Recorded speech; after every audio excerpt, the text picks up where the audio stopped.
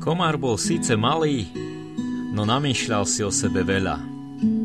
Jedného dňa, unavený z lietania, sadol si na roh obrovskému bíkovi, pasúcemu sa na lúke. Bík si komára ani len nevšimol.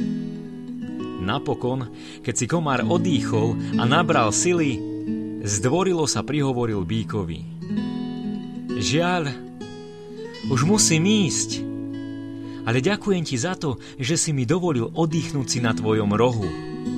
Rád by som zostal, ver mi, ale naozaj už musím.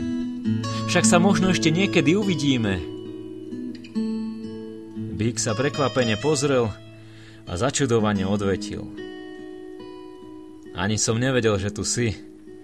Nevšimol som si, kedy si prišiel, a nevšimol by som si ani, keď by si odišiel.